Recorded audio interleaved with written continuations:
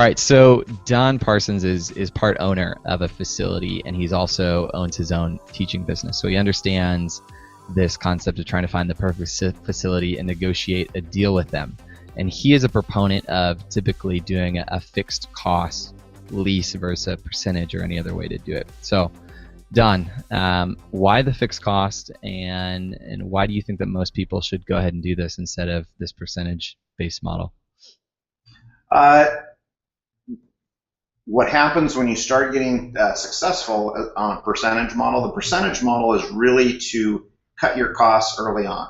So if you're not doing good, if you're doing small revenue numbers, say $60,000 to $80,000 or $40,000 to $60,000, the idea of paying a fixed cost, whether it's $500 or $1,000 a month, seems like an overwhelming percentage of your revenue to pay out. But again, if you're looking at what your growth is going to be and what your potential is, having that fixed cost and knowing what it is makes life a lot easier. And as you become more successful, it's going to drive down the percentage you're actually paying.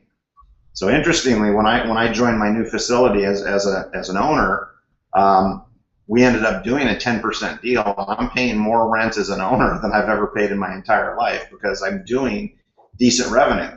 So I'm ending up paying a lot of money out, where if I was just paying that fixed rent every month, that would be a lot easier to budget for. We talked a little bit earlier about what kind of deals you can do. If you've got somebody who's a real good entrepreneur and wants to go big, one of the great opportunities I think the guys have would be to move into a facility and actually lease the entire coaching concession from a facility. So you're going to say that I've got exclusive rights to everything. A lot of guys, a lot of course owners do what they think is the easy solution, and they hire 5 or 6 different ICs. And basically, there's not enough to feed all of those guys there. And typically, again, the ICs that I've seen, and it may not be your audience, Cordy, so guys, please don't get offended by this. Most ICs that I see aren't worth their weight in anything. You know, in the California model is, I'm going to do enough to make my $200 today, and then I'm going to go catch some waves. You know, so what I would want to see is, as a real go-getter, somebody who's really into it, take the entire concession as an owner, and I give them a massive opportunity where they're not going to have any other competition, but then have expectations of performance level that they're going to drive X number of business through that facility. So I think that's a great opportunity for people who have a good model in mind, have a good system, get in there, take over the entire teaching concession, and then hire your staff to help you run it. Awesome. So simply, if you have a model to build something that'll last and that will grow, to be large, lease your facility. If you're going to do 40 to 80 grand and you don't have any plans or a system to get you beyond that, a percentage is probably a good way to go.